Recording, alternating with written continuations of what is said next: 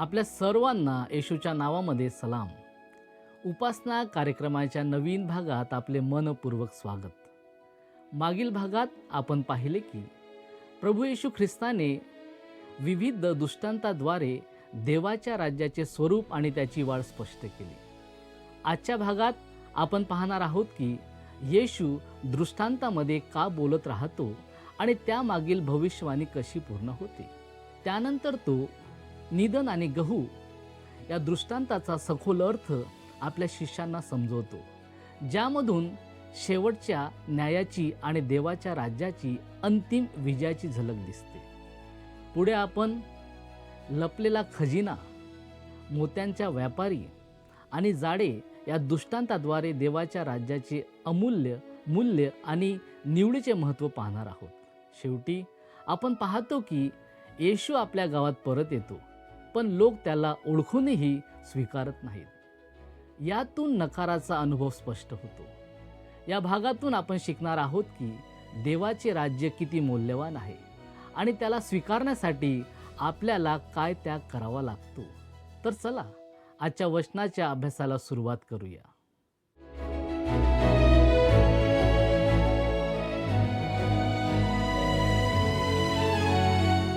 प्रभू येशू ख्रिस्ताच्या मधुर नावात आपणास सलाम.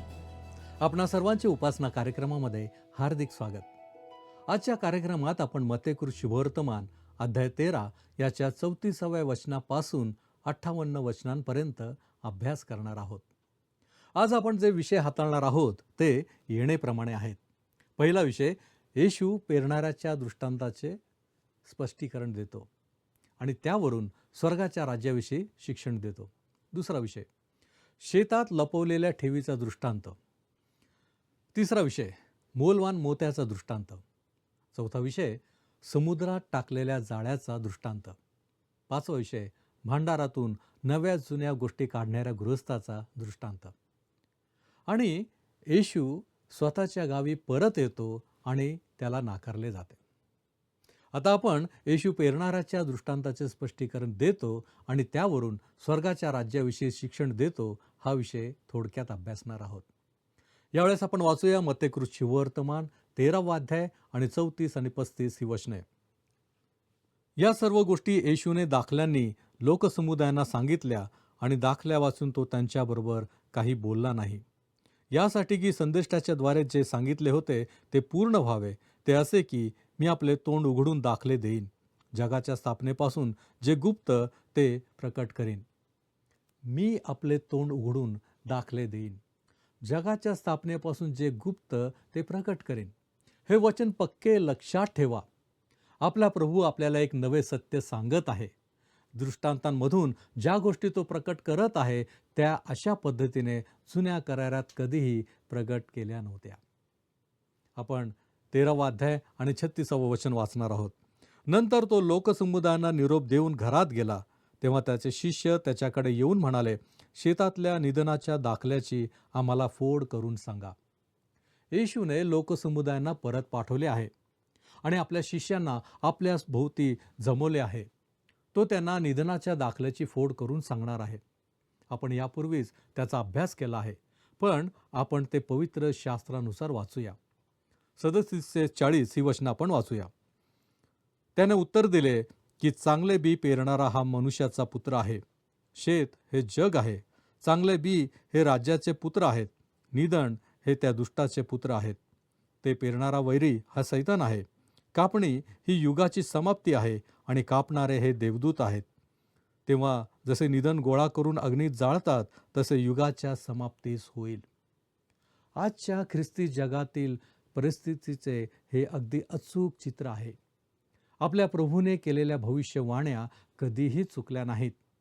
त्या सर्व अगदी तंतोतंत पूर्ण झाल्या आहेत. पुढे आपण जाऊया. 41वं वचन, मनुष्याचा पुत्र आपल्या दूतांना पाठविल आणि ते सर्व अडखळणाऱ्यांना व अनाचार करणाऱ्यांना त्याच्या राज्यातून जमा करून. हे लक्षात घ्या की 1000 वर्षांच्या राज्यातही दुष्टाई पुन्हा डोके वर काढेल, पण ती तेथून काढून टाकली जाईल. पुढे आपण जाऊया. 42 आणि 43 वचने. त्यांना अग्नीच्या भट्टीत टाकतील, तेथे रडणे व दात खाणे चालेल. तेव्हा नीतिमान आपल्या पित्याच्या राज्यात सूर्यासारखे प्रकाशतील. ज्याला कान आहेत तो ऐको. पवित्र शास्त्रातील हे कठोर शब्द आपल्या सौम्य आणि अनोख्या प्रभूच्या तोंडूनच आले आहेत. शेवटचे 3 दृष्टांत विशेष आहेत, कारण ते आजच्या काळातील स्वर्गाच्या राज्याच्या वेगवेगळ्या पैलूंवर प्रकाश टाकतात.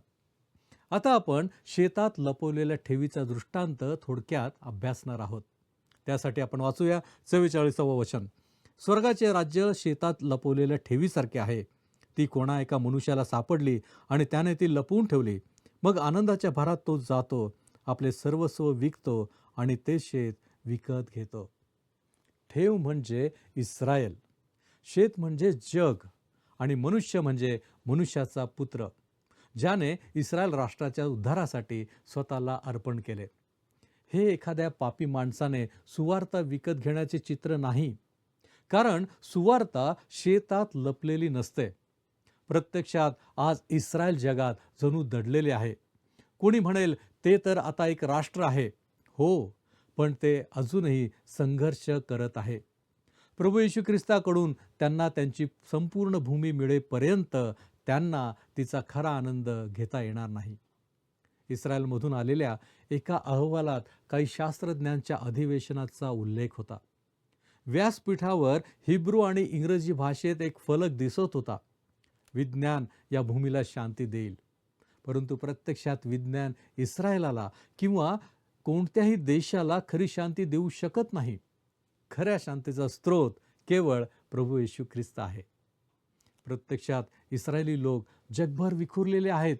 सर्वात मोठी यहुदी लोकसंख्या इस्रायलमध्ये नसून न्यूयॉर्क शहरात आहे. तरीही देवाने इस्रायल राष्ट्राला सोडलेले नाही. प्रेषित पौल रोमकरास पत्र 11वा अध्याय आणि पहिल्या 2 वचनांमध्ये स्पष्टपणे सांगतो की देवाने आपल्या लोकांना टाकून दिलेले नाही. जकर्या याचं 12वा अध्याय आणि 10वे वचन म्हणते की आणि मी दाविदाच्या घराण्यावर व यरुशलेमेच्या रहिवाशांवर कृपा व विनवणी यांच्या आत्म्याचा वर्षाव करेन, आणि ज्या मला त्यांनी विंधिले त्या माझ्याकडे ते पाहतील. एकुलत्या एका पुत्रासाठी शोक करावा तसे ते त्याच्यासाठी शोक करतील. ज्येष्ठ पुत्राबद्दल जसा कोणी अत्यंत खेद करतो तसा ते त्याबद्दल खेद करतील. तसेच इर्मया अनेक ठिकाणी इस्रायल लोक पुन्हा त्यांच्या भूमीत गोळा केले जातील असे सांगतो. तो काळ अजून भविष्य काळात आहे. जेव्हा देव त्यांना परत आणेल तेव्हा ती अद्भुत घटना इतकी महान असेल की मिसर देशातून सुटका ही घटना देखील लोक विसरतील. देव इस्रायल राष्ट्राबरोबर अजून कार्य करीत आहे आणि हा दृष्टांत ते स्पष्ट करतो. इस्रायल हा शेतात लपलेली ठेव आहे आणि ज्याने आनंदाने सर्वस्व विकून ते शेत विकत घेतले, म्हणजेच ज्याने स्वतःला अर्पण करून त्यांचा उद्धार केला, तो येशू ख्रिस्त आहे. त्याने आपल्या रक्ताने त्यांना विकत घेतले आहे. जसे त्याने तुमचे आणि माझे तारण देखील विकत घेतले आहे तसे. जकर्याचा 13वा अध्याय आणि पहिल्या वचनामध्ये जकर्या म्हणतो, पाप व अशुद्धता दूर करण्यास त्या दिवशी दाविदाच्या घराण्यासाठी व यरुशलेम निवासांसाठी एक झरा फुटेल. आता आपण मोलवान मोत्याचा दृष्टांत याचा थोडक्यात अभ्यास करणार आहोत. त्यासाठी आपण वाचूया 45 आणि 46 ही वचने. आणखी स्वर्गाचे राज्य चांगल्या मोत्यांचा शोध करणाऱ्या कोणा एका व्यापाऱ्यासारखे आहे. त्याला एक अति मोलवान मोती आढळला. मग त्याने जाऊन आपले सर्वस्व विकले आणि तो विकत घेतला. या दृष्टांताचा सामान्य अर्थ असा घेतला जातो की व्यापारी हा पापी मनुष्य आहे आणि अति मोलवान मोती हा ख्रिस्त आहे. तो पापी माणूस ख्रिस्ताला मिळवण्यासाठी आपल्याकडचे सर्व काही विकून टाकतो. एका भक्तिगीतात असे म्हटले आहे, मला तो अनमोल मोती सापडला आहे. माझं हृदय आनंदाने गात आहे आणि मला गायलेच पाहिजे, कारण ख्रिस्त माझा आहे. ख्रिस्तच माझ्या गीताचा विषय असेल. मी हा अर्थ मान्य करू शकत नाही आणि विचारपूर्वक पाहिले तर तो स्वीकारण्याजोगा नाही असे मला वाटते. सुरुवातीला एक प्रश्न पडतो की चांगल्या मोत्याचा शोध कोण घेत आहे? पापी माणसे तारण शोधत असतात का? माझे पवित्र शास्त्र तसे सांगत नाही. आणि देवाचा सेवक या नात्याने माझा अनुभवही तसाच आहे. पापी लोक तारण शोधत नाहीत. तो व्यापारी पापी माणूस असू शकत नाही, कारण विकत घेण्यासाठी त्याच्याकडे काहीच नाही. पहिली गोष्ट म्हणजे तो ख्रिस्ताचा शोध घेत नाही, आणि जरी घेत असला तरी तो ख्रिस्ताला कसा विकत घेणार. व्यापारी आपल्याकडचे सगळे विकून टाकतो. पण इफिस्करास पत्र याचा 2रा अध्याय आणि 1ल्या वचनाप्रमाणे पापी माणूस त्याचे अपराध व त्याची पातके यामुळे मृत झालेला असताना आपले सर्वस्व कसे विकू शकेल. तसेच पवित्र शास्त्र स्पष्ट सांगते की ख्रिस्त आणि तारण विकत घेण्याची गोष्ट नाही. तारण ही एक देणगी आहे. योहानाचं शुभवर्तमान 3रा अध्याय 16वं वचन म्हणते, देवाने जगावर एवढी प्रीती केली की त्याने आपला एकुलता एक पुत्र दिला, यासाठी की जो कोणी त्याच्यावर विश्वास ठेवतो त्याचा नाश होऊ नये, तर त्याला सार्वकालिक जीवन प्राप्त व्हावे. देवाने इतकी प्रीती केली की त्याने दिले. आणि रोमकरास पत्र 6वा अध्याय आणि 23व्या वचनामध्ये लिहिलं आहे की देवाचे कृपादान आपल्या प्रभू येशू ख्रिस्तामध्ये सार्वकालिक जीवन आहे. या दृष्टांताचा योग्य अर्थ असा आहे की ख्रिस्त तो व्यापारी आहे. त्याने आपले स्वर्गीय घर सोडले आणि तो या पृथ्वीवर अनमोल मोती शोधण्यासाठी आला. त्याला हरवलेले पापी सापडले आणि त्यांच्यासाठी त्याने आपले मोलवान रक्त सांडून प्राण दिला. त्याने आपल्या जवळचे सर्व काही देऊन आम्हाला विकत घेतले आणि देवाकडे परत आणले. करिंथकरास 2रे पत्र 8वा अध्याय आणि 9 या वचनात पौल करिंथकरांना सांगतो, आपल्या प्रभू येशू ख्रिस्ताची कृपा तुम्हाला माहीत आहे. तो धनवान असता तुमच्याकरता दरिद्री झाला, अशा हेतूने की त्याच्या दारिद्र्याने तुम्ही धनवान व्हावे. त्याने आपल्याला देवासाठी विकत घेतले. आता मोत्याबद्दल विचार करूया. मोती ही मंडळी आहे. मोती हा हिऱ्यासारखा दगड नाही. तो एका सजीव प्राण्यापासून तयार होतो. वाळूचा कण किंवा एखाद्या पदार्थाचा बारीक तुकडा शिंपल्याच्या कवचात शिरतो आणि आतील जीवाला वेदना होतात आणि इजा पोचते. त्या जीवाची प्रतिक्रिया म्हणजे तो त्या कणावर एक स्त्राव सोडतो, जो थरावर थर चढत जाऊन शेवटी सुंदर पांढरा मोती तयार होतो. मोती इतर रत्नांसारखा नसतो. त्याला कापल्यास त्याचे सौंदर्य नष्ट होते. इयोब ह्याचा 28वा अध्याय आणि 18 वचनाप्रमाणे इस्रायल लोकांमध्ये मोती फार मौल्यवान मानला जात नव्हता, पण परराष्ट्रीय लोकांच्या दृष्टीने तो अत्यंत मौल्यवान होता. चांगला मोती या उल्लेखामुळे शिष्यांना आश्चर्य वाटले असेल. पूर्वेकडील लोक मोत्याला निरागसता आणि शुद्धतेचे प्रतीक मानत असत. या पार्श्वभूमीवर दृष्टांत पुन्हा पाहूया. ख्रिस्त व्यापारासारखा पृथ्वीवर आला. त्याने मनुष्याला पापात पाहिले आणि त्याचे पाप स्वतःच्या देहावर घेतले. आपले पाप त्याच्यावर आलेला वाळूचा कण होता. यशया 53वा अध्याय 5 या वचनात म्हटले आहे की तो आमच्या अपराधांमुळे घायाळ झाला, आमच्या दुष्कर्मांमुळे ठेचला गेला. पापी लोकांबद्दलची ख्रिस्ताची प्रतिक्रिया अशी आहे की तो आपल्याला स्वतःच्या नीतिमत्वाच्या शुभ्र वस्त्राने वेढतो. इफिस्करास पत्र 2रा अध्याय आणि 10 या वचनाप्रमाणे ख्रिस्त येशूच्या ठायी निर्माण केलेले असे आपण त्याची हस्तकृती आहोत. तो आपल्याला जसे आहोत तसे नव्हे, तर भविष्यात जसे असू तसे पाहतो. इफिस्करास पत्र 5वा अध्याय आणि 27 या वचनात म्हटले आहे, तिला डाग, सुरकुती किंवा अशासारखे काही नसून ती पवित्र व निर्दोष असावी. ख्रिस्ताने मंडळी मिळवण्यासाठी आपले सर्वस्व विकले.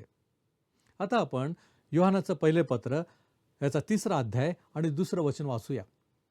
प्रियजन हो, आपण आता देवाची मुले आहोत आणि पुढे आपण काय होऊ हे अजून प्रगट झालेले नाही.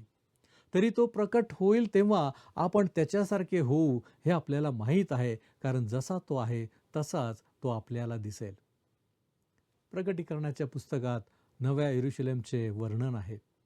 मंडळीचे भविष्यातील घर. त्या शहराचे दरवाजे मोत्यांचे आहेत. हा योगायोग नाही, हे ख्रिस्ताच्या योजनेनुसार आहे. तोच तो व्यापारी आहे ज्याने अनमोल मोती सापडल्यावर आपले सर्व विकून तो विकत घेतला आता आपण समुद्रात टाकलेल्या जाळ्याचा दृष्टांत थोडक्यात अभ्यासणार आहोत. त्यासाठी आपण 47 ते 49 मत्तयाचा 13वा अध्याय 47 ते 49 ही वचनं वाचणार आहोत. आणखी स्वर्गाचे राज्य समुद्रात टाकलेल्या एखाद्या जाळ्यात सर्व प्रकारचे जीव एकत्र सापडतात त्यासारखे आहे. ते भरल्यावर माणसांनी ते किनाऱ्याकडे ओढले आणि बसून जे चांगले ते भांड्यात जमा केले, वाईट ते फेकून दिले. तसे युगाच्या समाप्तीस होईल. देवदूत येऊन नीतिमानातून दुष्टांना वेगळे करतील. तसे युगाच्या समाप्तीस होईल. इथे युग हा शब्द ग्रीक आययून असून त्याचा अर्थ युग असा आहे. या युगाचा अंत होईल असे पवित्र शास्त्र शिकवत नाही. हा काळ संपेल हे खरे, पण त्यानंतर अनंत काळ सुरू होतो आणि त्यातील फरक मला तरी कळत नाही आणि इतर कोणाला कळला असेल असे मला वाटत नाही. युगाची समाप्ती म्हणजे ख्रिस्त पृथ्वीवर आपले राज्य स्थापण्यासाठी परत येईल तो काळ. पुढे आपण जाऊया 50वे वचन. आणि त्यांना अग्नीच्या भट्टीत टाकतील, तेथे रडणे व दात खाणे चालेल. या शास्त्र भागात आपल्या प्रभूने स्पष्ट केले आहे की हरवले जाणे ही अत्यंत भयंकर गोष्ट आहे. एका शास्त्रज्ञाने लिहिलेला लेख मी वाचला होता. त्यांनी मान्य केले की विज्ञानाला अनेक गोष्टी ठाऊक नाहीत. अणुबॉम्बचे दुष्परिणाम, जंतुयुद्धाचे परिणाम, गर्भनिरोधक गोळ्यांचे परिणाम इत्यादी. त्यातील एक शास्त्रज्ञ म्हणाला, अनंत काळाबद्दलही तसेच आहे. स्वर्ग नरक आहे की नाही हे कदाचित आपल्याला ठाऊक नसेल, पण स्वर्गात जाण्याची खात्री करून घ्या, कारण तुम्ही जर चुकीचे ठरलात तर परिणाम भयंकर होतील. आणि प्रभू येशूने स्पष्ट सांगितले आहे की ते परिणाम खरोखरच भयंकर असतील.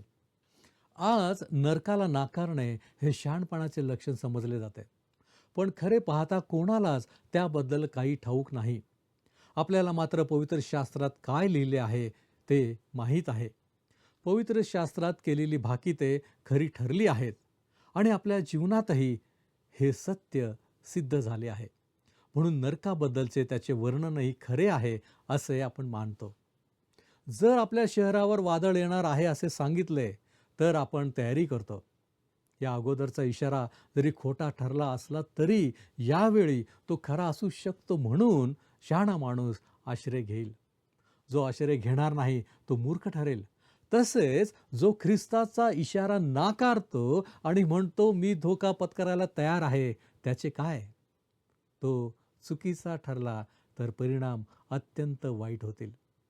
प्रभू येशूने या दृष्टांतात स्पष्ट सांगितले आहे की देवदूत येऊन नीतिमानातून दुष्टांना वेगळे करतील आणि त्यांना अग्नीच्या भट्टीत टाकतील, तेथे रडणे व दात खाणे चालेल. आता आपण भांडारातून नव्या जुन्या गोष्टी काढणाऱ्या गृहस्थाचा दृष्टांत पाहणार आहोत. यावेळेस आपण वाचूया मत्तयाचं शुभवर्तमान 13वा अध्याय आणि 52वे वचन. तेव्हा तो त्यांना म्हणाला, प्रत्येक शास्त्री जो स्वर्गाच्या राज्याचा शिष्य झाला आहे तो आपल्या भांडारातून नव्या जुन्या गोष्टी काढणाऱ्या गृहस्थासारखा आहे. हे एक अत्यंत वैयक्तिक वचन आहे. विशेषतः आपल्यापैकी जे देवाचे वचन शिकवतात आणि त्याचा प्रचार करतात त्यांच्यासाठी. मला जुन्या आणि नवीन दोन्ही गोष्टी समोर आणायच्या आहेत. काही लोक मला म्हणतात, अहो हे सगळे आम्ही अगोदरच ऐकले आहे. अर्थातच त्यांनी ऐकले असेल, पण जुन्या गोष्टी समोर आणणे हे माझे काम आहे. त्याचबरोबर काही नवीन विचारही समोर आणण्याची माझी इच्छा आहे. आता आपण येशू स्वतःच्या गावी परत येतो आणि त्याला नाकारले जाते हा विषय थोडक्यात अभ्यासणार आहोत. हे दृष्टांत शिकवल्यानंतर प्रभू येशू तेथून निघाला आणि आपले गाव नासरेतकडे गेला. वाचूया आपण 54वे वचन. आणि स्वतःच्या गावी आल्यावर त्याने त्यांच्या सभास्थानात त्यांना अशी शिकवण दिली की ते आश्चर्यचकित होऊन म्हणाले, हे ज्ञान व अद्भुत कृत्य करण्याचे हे सामर्थ्य याला कोठून? मी तुमचे लक्ष पुन्हा या वस्तुस्थितीकडे वेधू इच्छितो की ख्रिस्ताच्या काळात तो चमत्कार करू शकतो की नाही यावर लोकांनी कधीही शंका घेतली नाही. त्यांचा प्रश्न होता, हे ज्ञान व अद्भुत कृत्य करण्याचे हे सामर्थ्य याला कोठून? या माणसाला हे ज्ञान कोठून मिळाले आणि ही अद्भुत कृत्य कशी काय करू शकतो? पुढे आपण जाऊया 55 वचन. हा सुताराचा पुत्र ना? याच्या आईला मरिया म्हणतात ना? याकोब, योसे, शिमोन व यहुदा हे याचे भाऊ ना? हा सुताराचा पुत्र ना? याच गोष्टीमुळे ते गोंधळले होते. तो खरोखर कोण होता हे त्यांना ओळखता आले नाही. त्यांच्या दृष्टीने तो केवळ एका सुताराचा मुलगा होता. आणि आजच्या काळातील काही लोकांच्या दृष्टीने तो सुताराचा मुलगाच आहे. त्यांना वाटते की तो एक महान शिक्षक, एक महान माणूस, एक अद्भुत व्यक्ती होता. पण त्यांच्या दृष्टीने तो केवळ एक सुताराचा मुलगा होता. पुढे आपण जाऊया. 56 वचन. याच्या बहिणी त्या सर्व आपल्याबरोबर नाहीत काय? मग हे सर्व याला कोठून? हे उघड आहे की प्रभू येशूला भाऊ आणि बहिणी होते. अर्थात ते त्याचे सावत्र भाऊ बहीण होते. त्याच्यापेक्षा लहान होते आणि मरिया व योसेफ याचे पुत्र व कन्या होते. त्याच्या पुनरुत्थानानंतरच त्यांना समजले की तो खरोखरच देवाचा पुत्र होता. आपण आता मत्याचे शुभवर्तमान 13वा अध्याय आणि 57 वचन वाचूया.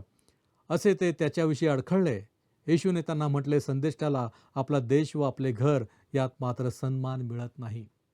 त्याच्या गावचे लोक त्याला आणि त्याच्या कुटुंबाला इतके चांगले ओळखत होते की ते त्याच्याबद्दल नाराज झाले. म्हणजेच त्यांनी त्याच्यावर आक्षेप घेतला. माझ्या मते ते म्हणाले असतील, आम्ही त्याच्या कुटुंबाला चांगले ओळखतो. तो आमच्यातच वाढला आहे. तो ज्या गोष्टी शिकवतो त्या तो कोठून शिकला आहे? वाचूया आपण 58 वचन. तेथे त्यांच्या अविश्वासामुळे त्याने फारशी अद्भुत कृत्ये केली नाहीत. हे एक महान प्रकटीकरण आहे. जेव्हा देव येथे होता तेव्हा त्याच्या सामर्थ्याला कशामुळे मर्यादा आली होती हे लक्षात घ्या. ती मर्यादा होती अविश्वास. त्यांच्या अविश्वासामुळे त्याने तेथे फारशी अद्भुत कृत्ये केली नाहीत. तो ती कृत्ये करण्यास असमर्थ होता असे मुळीच नाही, पण त्यांच्या अविश्वासामुळे त्याने तेथे फारच थोडे चमत्कार केले. प्रियांनो, तुमची आणि माझी मोठी समस्या ही आहे की आपल्याजवळ विश्वास ठेवण्यासाठी विश्वास नाही. आणि मी स्त्री पुरुषांच्या तारणासाठी असलेल्या विश्वासाबद्दल बोलत आहे की ख्रिस्त हरवलेल्यांचे तारण करू शकतो. या विश्वासाची आपल्याला गरज आहे. आज तुमच्या स्वतःच्या समाजात, तुमच्या मंडळीमध्ये, तुमच्या कुटुंबात आणि तुमच्या स्वतःच्या जीवनात अविश्वासामुळे तो मर्यादित आहे. आणि हे निश्चितपणे माझ्या बाबतीतही खरे आहे. आपला प्रभू येथे एक महान सत्य सांगत आहे. आपण त्याकडे दुर्लक्ष करू नये. प्रियांनो, येथे आपण थांबणार आहोत. परंतु देवावरील विश्वासामध्ये अधिक दृढ राहण्याचा आपण सर्वजण प्रयत्न करूया. आपण प्रार्थना करूया. आमच्यावरती प्रीती करणाऱ्या आमच्या महान प्रेमळ परमेश्वरा, धन्यवाद देतो, तुझी स्तुती करतो, तुझे आभार मानतो यासाठी की तुझा एकुलता एक पुत्र प्रभू येशू ख्रिस्त याला राखून न ठेवता आमच्यासाठी त्याला तू पाठवलंस. त्याने देखील तुझ्या आज्ञेचं पालन केलं आणि आमच्या प्रत्येकाच्या पापांसाठी त्याने आपला बहुमोल प्राण अर्पण केला. होय प्रभूजी, हे सत्य खूप महान आहे. आणि बापा, तुझ्या वचनांच्या द्वारेच आम्हाला या गोष्टी कळतात. परंतु बापा, त्याबरोबरच आम्हाला आमचं पाप आणि आमच्यामधले अविश्वासूपणाचं जीवन आम्हाला दिसून येतं. आज आम्ही तुला विनंती करतो प्रभूजी, आमच्या जीवनामधील हा अविश्वासूपण तू काढून टाक. आणि बापा, तुझ्याविषयी आम्हाला अधिकाधिक विश्वासू असं बनव. आणि यासाठीच आम्ही स्वतःला तुझ्या पवित्र हातामध्ये सोपितो. येशू ख्रिस्त आमचा प्रभू याच्याद्वारे मागतो म्हणून तू ऐक. आमेन. तारणाऱ्या प्रभू येशूची कृपा आपणाबरोबर सदैव असो.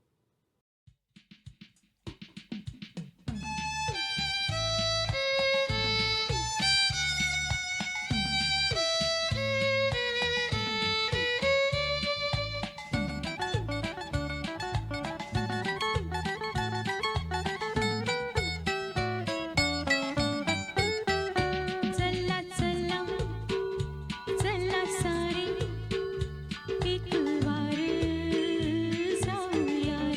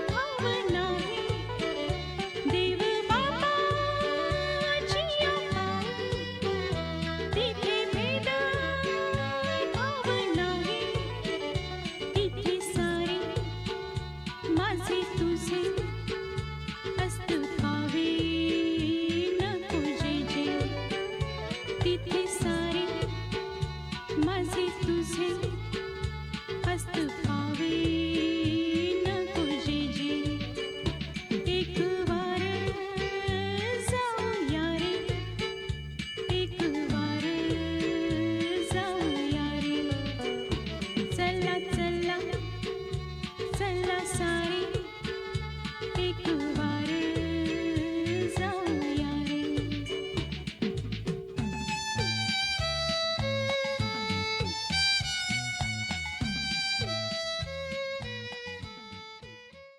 प्रियांनो, आजच्या भागातून आपण शिकलो की देवाचे राज्य अमूल्य आहे, लपलेल्या खजिनासारखे आणि मौल्यवान मोत्यासारखे. जेव्हा आपण त्याचे खरे मूल्य ओळखतो तेव्हा आपण सर्व काही सोडून ते मिळवण्यास तयार होतो. आपण जाळ्याच्या दृष्टांतामधून हेही शिकलो की शेवटी देव न्याय करणारा आहे. चांगल्यांना आणि वाईटांना वेगळे केले जाईल. त्यामुळे आपले जीवन देवाच्या इच्छेनुसार असणे अत्यंत महत्त्वाचे आहे. तसेच येशूच्या स्वतःच्या गावात झालेला नकार या आपल्याला शिकवते की कधीकधी लोक ओळखीमुळे किंवा अविश्वासामुळे देवाच्या कार्याला स्वीकारत नाहीत. त्यामुळे आपण आपले हृदय खुले ठेवून विश्वासाने त्याला स्वीकारले पाहिजे. पुढील भागात आपण पाहणार आहोत की येशूच्या सेवेत पुढे काय घडते आणि लोकांची प्रतिक्रिया कशी बदलते. तोपर्यंत देवाच्या राज्याचे मूल्य ओळखा आणि विश्वासाने त्याच्या मागे चालत राहा. धन्यवाद.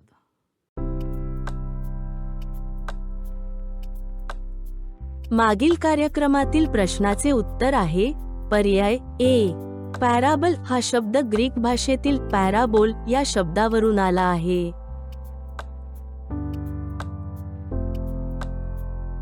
आजचा प्रश्न, मौल्यवान मोत्याचा दृष्टांतात मोती काय आहे? ए. हरवलेले पापी, बी. मंडळी, सी. ख्रिस्त, डी. सैतान.